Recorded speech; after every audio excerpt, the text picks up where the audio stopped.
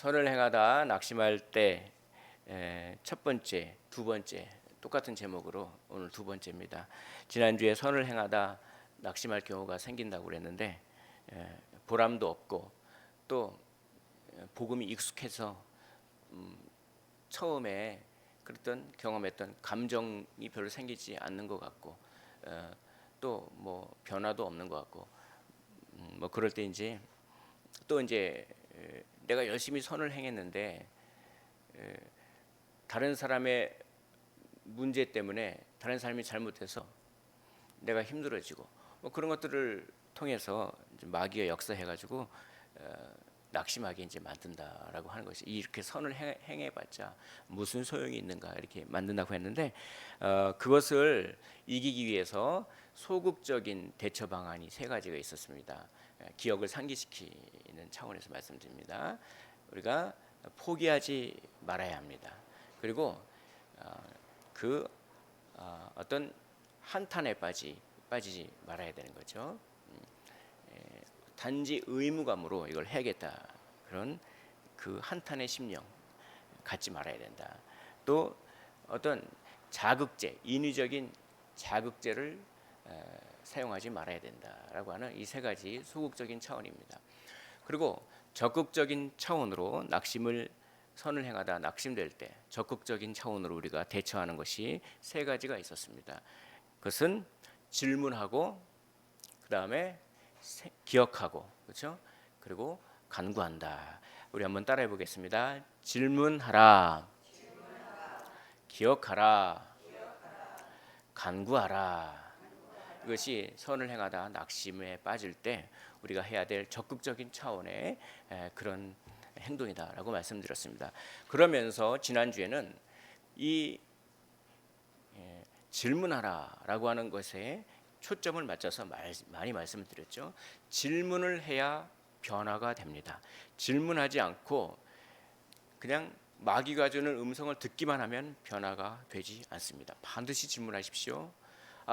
내가 지금 낙심에 빠지고 힘든 게 단지 육체적인 연약함과 과로와 피로 때문인가? 질문하십시오. 내가 지금 낙심에 빠진 것이 내 힘으로, 성령의 힘으로 하지 않고 내 힘으로 하려고 해서 그런가? 질문하시기를 원합니다. 내가 지금 낙심에 빠진 것이 혹은 내 삶의 버팀목이 일 자체가 아니었는가? 일 자체가 내 삶의 버팀목은 아니었는가? 내가 일을 통제해야 되는데 일이 나를 통제하고 있지는 않은가? 이렇게 질문하는 것입니다. 그리고 가장 중요한 질문은 도대체 무엇 때문에, 무엇을 위하여, 누구를 위하여 내가 이 선을 행하는가? 누구를 위하여 예배를 드리는가? 누구를 위하여 기도하는가? 누구를 위하여, 무엇을 위하여 찬양을 하는가? 누구를 위하여 교회에 와서 청소하는가? 무엇을 위하여 헌금을 내는가? 이 질문 중요합니다. 이 질문이 한편으로는 책망이 될 수 있지만 한편으로는 너무나 자유를 줍니다. 자유를 줘요. 우리 힘을 쫙 빼게 만듭니다. 힘을 빼십시오. 그래서 이 어떤 그 유명한 스포츠 야구 선수가 있는데 홈런 타던데 이렇게 인터뷰를 해요. 힘 빼는 걸 배우는 데만 엄청난 세월이 흘렀습니다. 힘을 빼는 걸 배우고 나니까 그 다음부터는 내가 힘을 줘서 공을 칠 때는 별로 멀리 안 나가는데 힘 빼는 걸 배우고 나서 힘 뺀 상태에서 어떤 리듬으로 하니까 별로 힘을 안 주는데 공이 멀리 가더랍니다. 힘 빼는 걸 배워야 돼요. 하나님은 제 힘을 빼고 계십니다. 지금 제가 기대한 대로 안 되는 것을 통해서 제 힘을 빼고 계십니다. 힘 계속 빠지고 있거든요. 그렇죠. 자, 질문을 통해서 힘을 빼는 방법을 배운다, 그렇게 말씀을 드렸습니다. 자, 이제 그러면 오늘은 기억하라에 초점을 두겠습니다. 그리고 간구하라에 초점을, 기억하라, 세 가지를 기억하십시오. 신앙에는 단계가 있습니다. 한번 따라해 볼까요? 신앙에는 단계가 있다. 단계가 있습니다. 단계가 있습니다. 그래서 사도 요한이 요한일서에 보면 이렇게 얘기하고 있습니다. 아비들아 너희는 이렇게 하라. 자녀들아 너희는 이렇게 하라. 그건 뭘 전제하고 있죠? 아비의 신앙을 갖고 있는, 자녀의 신앙을 갖고 있는, 다 우리가 구원을 받고 우리가 다 믿었어도, 그렇죠? 신앙에 단계가 있다는 겁니다. 성경은 그걸 인정하고 있습니다. 이 단계가 점점 성숙하면서 변화가 일어납니다. 근데 감정에 대한 변화가 가장 크게 일어나는 것이죠. 어떤 꼬마 아이가 있습니다. 꼬마 아이가 그 엄마랑 이제 어딜 가려고 나오는데, 아이고 그냥 너무 행복한 거예요. 하하하 웃으면서 막 어디 가는데 막, 근데 엄마는 조용하게 나옵니다. 이걸 보십시오. 여기서 우리는 그 꼬마 아이가 에너지가 많습니까? 어른인 엄마가 에너지가 많습니까? 어린 엄마가 에너지가 훨씬 많아요. 근데 꼬마 아이는 그 에너지를 자기 눈앞에 보이는 그 기쁨에 다 쓰는 거예요. 에너지를 조절할 줄 모릅니다. 그 꼬마 아이는, 그렇죠? 그냥 마냥 기쁜 거예요. 그게 그 단계예요. 그 단계에 있어서 꼬마 아이가 내가 어디 가서 어떻게 되고 어디로 가서 어떻게 가고 그래가지고 집에 어떻게 돌아가고 내 인생, 그런 거 생각 안 해요. 그러나 엄마는 뭡니까? 이 아이를 데리고 어디를 들렀다, 무엇을 하고 어떻게 오고 하는 걸 다 생각합니다. 시야가 넓죠. 그걸 다 생각하니까, 그렇죠? 에너지를 조절할 줄 압니다. 바로 이겁니다. 우리가 맨 처음 복음을 받아들일 때는 너무나 기뻐요. 감격해서 울어요. 기쁩니다. 근데 이제 그걸 갖다가 그래서 계속 새로운 깨달음이 있고 되게 신선할 줄 알았는데, 이제 어느 정도 교회 생활을 하면은 다 그 말이 그 말이야. 제 설교도 그 말이 그 말 아니지 않습니까? 그 말이 그 말입니다. 예수 십자가, 말씀과 기도 다 그거지 않습니까? 익숙해져서 처음에 받았던 그 신선함과 처음에 받았던 그 감정을 못 느끼는 거예요. 근데 내가 잘못해서 그런 감정을 못 느끼냐? 아니에요. 그 성장의 하나의 단계인 것입니다. 그걸 인정할 줄 알아야 되는 거예요. 김치가 있습니다. 김치가 먹고 싶네요. 김치가 있는데 맨 처음에 김치를 했을 때 아주 신선해요. 네. 그래서 신선하고 아주 그 프레시한 맛으로 먹습니다. 신선하고. 근데 시간이 지나면 신선한 게 어떻게 되죠? 떨어집니다. 근데 깊은 맛이 나기 시작해요. 익어가면서. 그러니까 내가 처음에 예수 그리스도를 믿고 그 어떤 감격, 그 감정이 이제 익숙해지면서 그게 동일하게 느껴지지 않는다고 해서 어떤 신앙의 퇴보 이런 게 아니라 뭡니까? 이제는 더 깊은 맛을 내기를 하나님은 원하시는 겁니다. 더 시야가 넓고, 똑같은 그리스도의 복음, 내가 구원받았다, 내 죄가 용서받았다, 할렐루야 기쁘다, 그 기쁘죠. 근데 신앙이 점점 이 복음을 전해야겠다, 이 복음대로 살아야겠다 하면서 또 깊은 맛을 내고 더 시야가 넓어지는 거죠. 그래서 내가 맨 처음에 받았던 그 감정, 그런 기쁨, 그것을 경험하지 못한다고 해서 그렇게 침체에 빠지고 낙심하지 마시기를 원합니다. 단계가 있어요. 인생은 단계가 있습니다. 이것만 인정해도 많이 이겨낼 수가 있습니다. 마틴 골드스미스라고 하는 선교사님이 있는데요. 그 이슬람 선교를 하는 선교사님인데요. 그분이 예수님을 믿었는데 왜 믿었느냐? 이렇게 어렸을 때 만약에 신이 계십니까? 하나님이 정말 계십니까? 이렇게 이제 물어보면서 하나님이 정말 계세요? 하나님이 계시면요, 내가 기도하는 걸 한번 들어주십시오. 그래서 아주 구체적으로 기도했답니다. 뭘 갖고 싶습니다. 그 갖게 하는 거예요. 또 이거 해주십시오. 그러니까 그거 해주는 거예요. 엄청 기도를 많이 했는데 기도할 때마다 다 들어줘. 그러니까 하나님이란 존재가 진짜 있나 보네요. 근데 그분이 진짜 이제 신앙이 성숙하면서 기도를 하는데 기도를 안 들어주시네요. 그러면서 이걸 깨달았죠.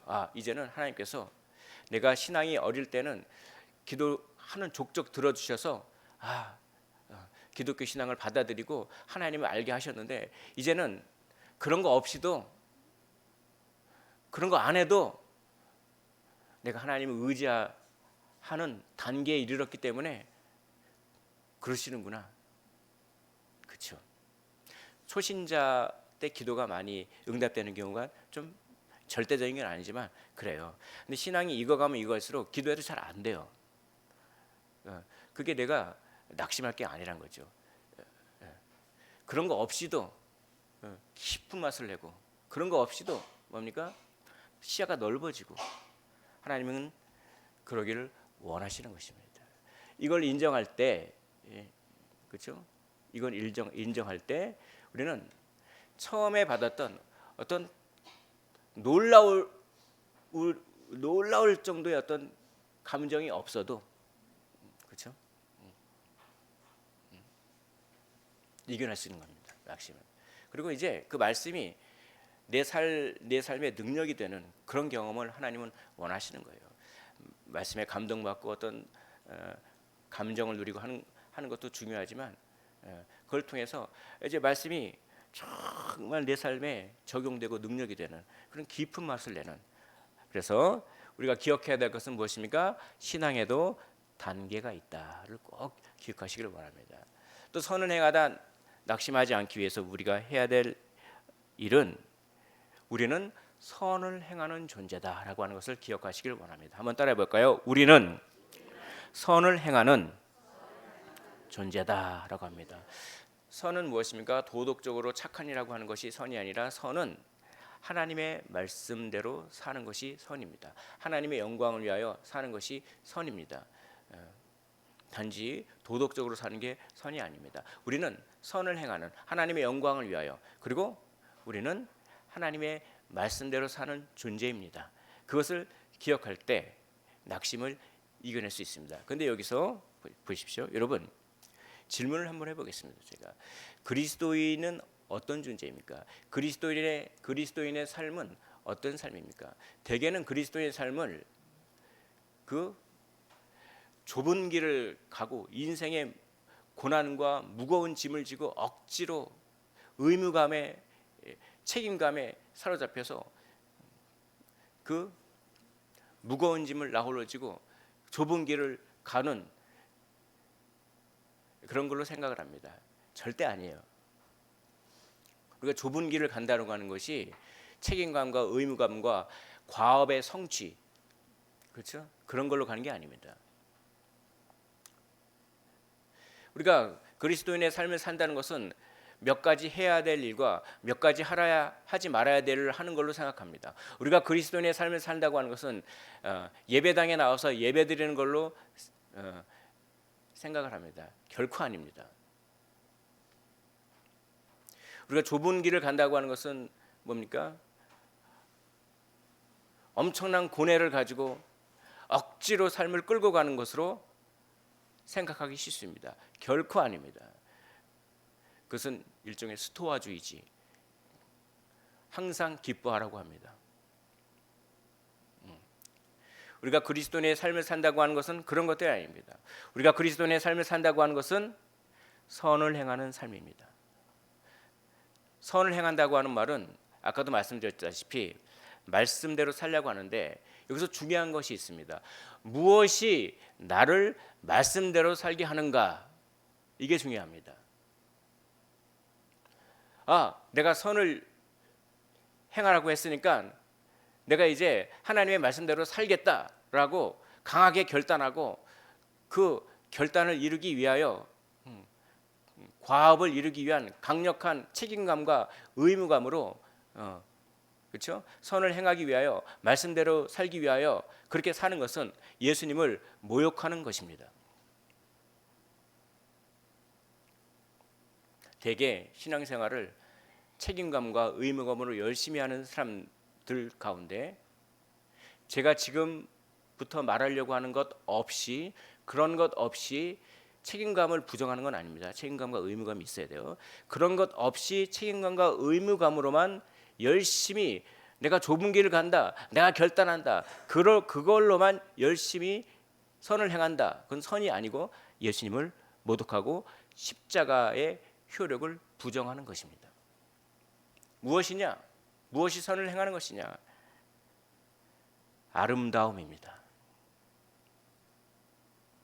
감동과 아름다움이 동기가 되어 말씀대로 살려고 하는 것, 그것이 선을 행하는 길입니다. 여러분, 우리는 감동받아야 될 의무와 특권이 있습니다. 여러분, 감동을 받으셨습니까? 나를 향한 하나님의 사랑에 감동 받으셨습니까? 그 감동이 내가 선을 행하는 가장 궁극적이고 강력한 동기가 되십니까? 아니면 내가 해야지, 내가 섬기기로 결단했으니까 해야지 라고 하는 의무감이 여러분들을 예배 자리로 끌고 오고 있습니까? 감동과 아름다움, 그것을 경험하십시오. 감동과 아름다움입니다. 반대로 성취와 보람을 동기로 삼는, 성취와 보람을 동기로 삼으면 숫자에 얽매이게 됐습니다. 성취와 보람을 선을 행하는 동기로 삼으면 그 사람이 내 마음대로 움직여주지 않아서 힘듭니다. 성취와 보람이 나의 선을 행하고 하나님께 영광을 누린다고 입술로는 얘기를 하지만 마음속으로는 성취와 보람이죠. 그래서 내가 열심히 기도하고 그 사람을 위해서 열심히 기도하고 말씀을 가르치고 복음을 전했는데 변화는 하나도 없고 심지어는 교회도 안 나와버리고 그것 때문에 낙심할 수가 있습니다. 결코 아닙니다. 성취와 보람이 아닙니다. 저는 왜 설교를 합니까? 제가 설교해서 여러분들이 한 명이라도 변할 수 있습니까? 결코 아닙니다. 7년 동안 설교해 보니까 아니더라고요. 여러분들이 변하기 위해서 제가 설교합니까? 아닙니다. 하나님께 받은 사랑과 아름다움 때문에 선포하는 것입니다. 변화는 예수님이, 성령님이 시켜주시는 것입니다. 참 어떤 목사님이 그렇게 말씀하시더라고요. 그 설교를 하시는데 이 노회에서 자기가 참 수십 년 동안 목회를 하면서 내 설교 듣고 변화됐다는 사람 한 명도 못 들었습니다. 그러니까 너무 목사님들을 앉혀놓고 설교하는 거예요. 목사님들이 그 자기 설교 한 거 가지고 그냥 남을 변화시키려고 아둥바둥 하지 마십시오. 그건 하나님이 하시는 것입니다. 그 대신 거의 여기서 제가 은혜를 받았어요. 그 대신 제가 열심히 설교했더니 나는 변하겠습니다. 제가 설교해서 다른 사람은 변화를 못 시켜도 나는 조금씩 변합니다. 그렇습니다. 이렇게 정말 연약한 저도 조금씩 변하더라고요. 그러면서 힘을 빼게 하는. 우리는 선을 행하는 존재입니다. 다른 사람들을 바라보지 마십시오. 주님만 바라보십시오. 내 자신만 바라보십시오. 다른 사람은 주님께 맡기십시오. 그 사람을 주님께 맡기십시오. 그 사람이 잘하면 주님이 칭찬해 주실 것입니다. 그 사람이 잘못하면 주님이 책망하실 것입니다. 상황을 주님께 다 맡기십시오. 사람도 다 맡기십시오. 나는 주님만 바라보십시오. 세상과 나는 간대없고 구속한 주만 보이도다. 힘을 빼는 거죠. 제 힘을 빼고 계십니다. 힘을 빼는 걸 배워야 더 멀리 치죠. 제 리듬으로 살려고 했습니다. 그게 아니라 하나님이 저에게 주신 주파수에 제 주파수를 맞춰야겠다.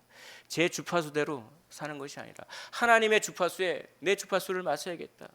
주파수가 안 맞으니까 극동방송을 틀고 주파수를 지지지지거리고 막 혼란스러워요. 내 주파수가 딱 맞으니까 이거 아름다운 음악이 나오는 겁니다. 마찬가지입니다. 내 힘대로 내 주파수를 막 주장하려고 했더니 막 치지직거려요. 인생이 치지직거리고 내 머리가 치지직거리고 막 낙심이 생기고. 그렇지만 내 주파수를 다 내려놓고 하나님의 주파수에, 예수님의 주파수에 내 주파수를 맞췄더니 아름다운 음악이, 아름다운 그 아름다움이 제 안에서 울려 퍼지는 것을 조금은 경험할 수가 있었습니다. 우리는 선을 행하는 존재라는 것입니다. 기억하십시오. 성취와 보람이 아닙니다. 감동과 아름다움입니다. 여기 계신 여러분들이 감동을 받으십시오. 아름다움을 받기 위해서 우리가 해야 될 것은 지옥을 생각하는 것입니다. 지옥은 뭡니까? 육신에 엄청난 고통이 있습니다. 정말 저는 말기암 환자들이 그 패치를 덕지덕지 바르고 그 마약 성분의 패치를 덕지덕지 바르고 진통제를 어마어마하게 맞아도 엄청나게 그걸 맞아도 고통하는 걸, 그것은 지옥에서 예수님을 배반한 사람들이 받을 육체적인 고통을 미리 내다보고 있는 것입니다. 그래서 저는 정말 이 영적인 고통을 당하는 사람들, 어마어마한 자책감에 빠져서 나 같은 것이 살아서 뭐해 그러면서 어디 막 높은 데 가서 떨어지려고 하는 사람들, 잠이 안 오고 엄청난 영적이고 마음의 불안함과 두근거림과 뭔가 그런 것은 지옥에서 예수님과 연합되지 않고 단절되어 예수님이 주시는 그 안식을 경험하지 못하는 사람들의 영적이고 정신적인 고통을 미리 보여주는 것입니다. 우리는 그걸 볼 줄 알아야 됩니다. 그걸 볼 줄 알아야 돼. 지옥을 볼 줄 알아야 됩니다. 그럴 때 내가 받은 구원에 감동하기 시작합니다. 아, 예수님은 지옥을 경험하셨습니다. 예수님이 십자가에서 죽으신 것은 단지 죽었다 이게 아니라 지옥을 경험했다는 것입니다. 장사한 지 사흘 만에 그 사흘 동안 지옥을 경험하신 것이죠. 예수님이 지옥을 경험하셨기 때문에 우리는 지옥을 경험할 필요가 전혀 없습니다. 이것이 우리에게 감동을 주십니까? 놀라운 감동이죠. 여러분, 지옥을 바라보십시오. 이 세상에서 아무리 잘 먹고 잘 살고 아무리 맛있는 걸 먹고 아무리 뭡니까? 자기 하고 싶은 거 다 하고 재밌게 놀아보십시오. 불면 다 날아갈 것입니다.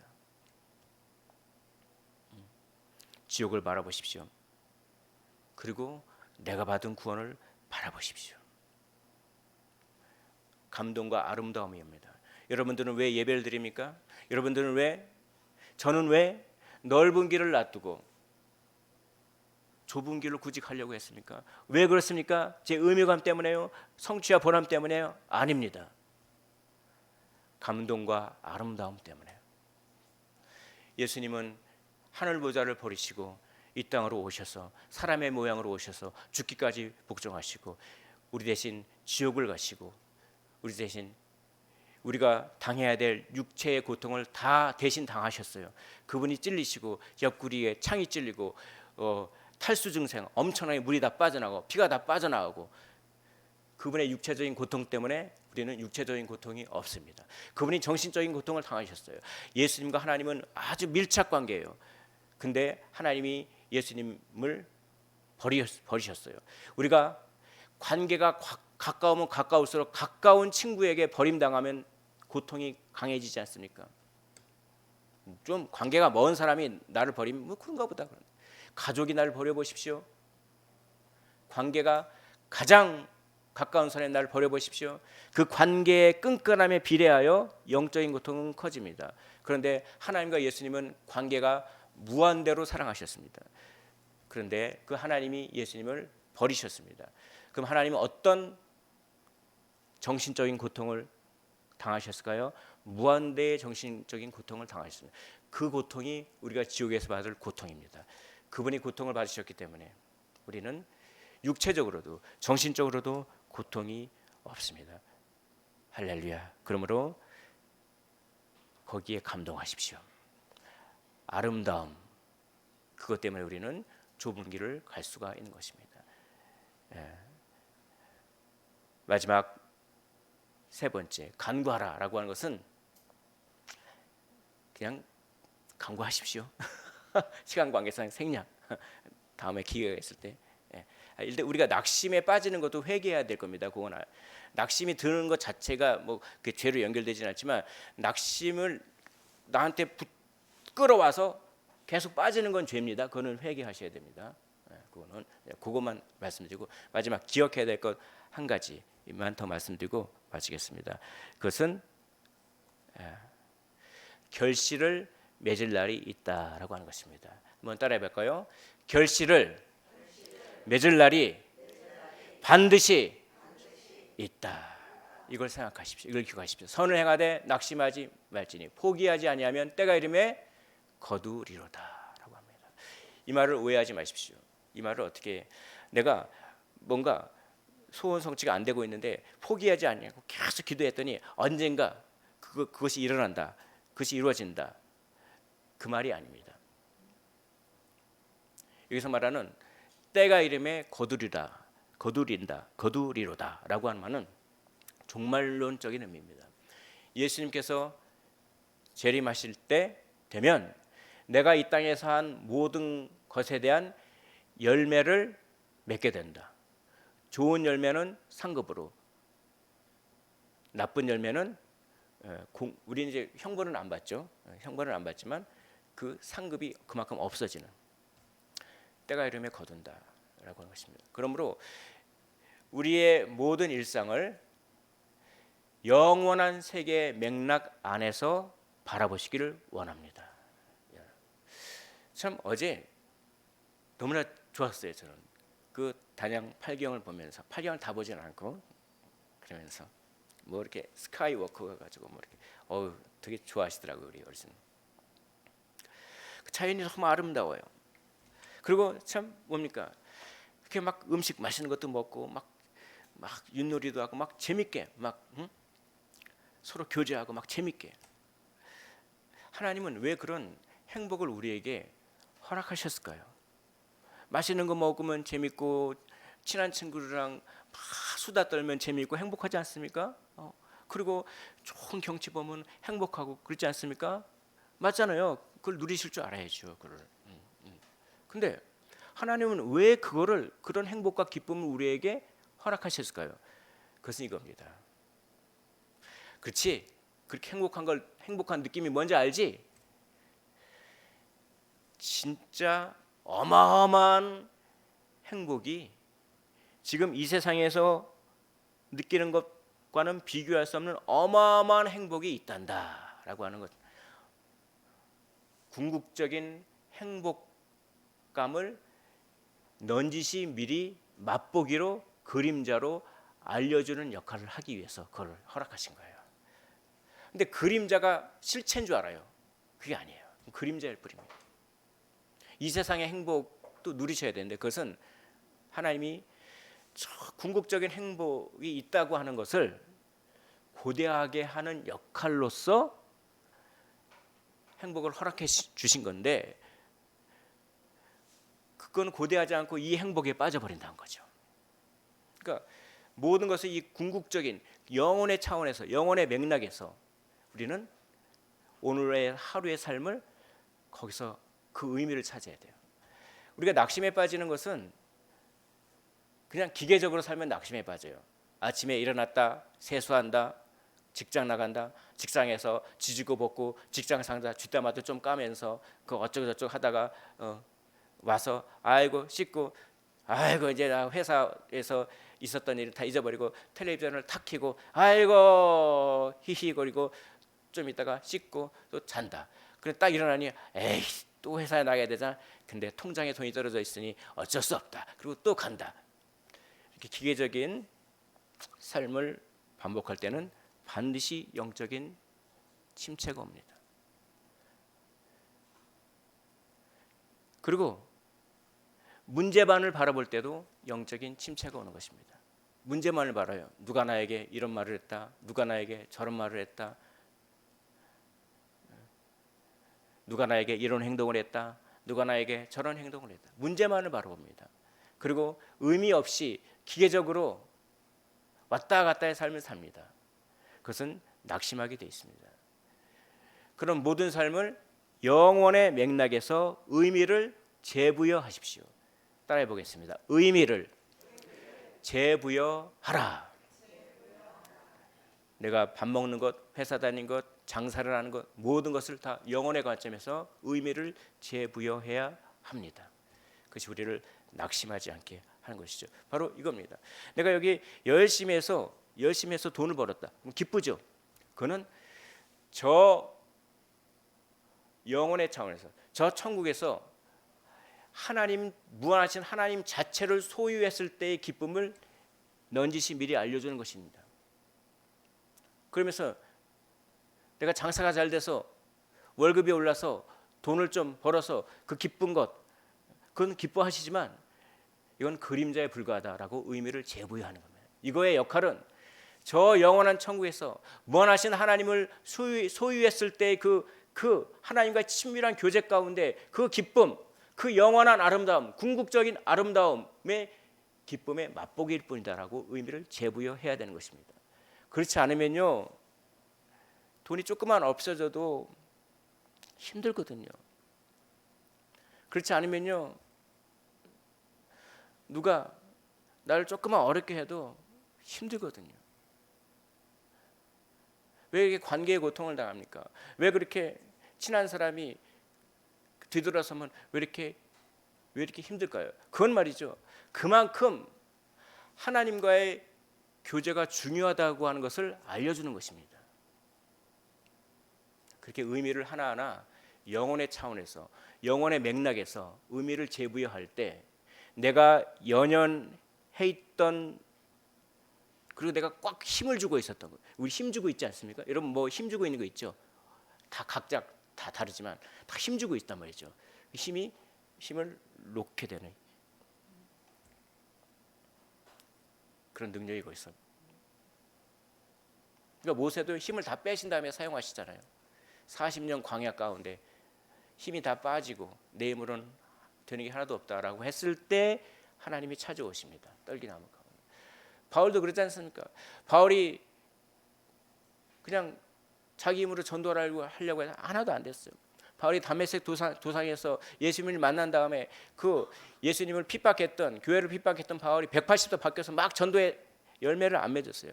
바울은 아라비아에서 3년의 시간을 거치며 힘을 뺀 거죠.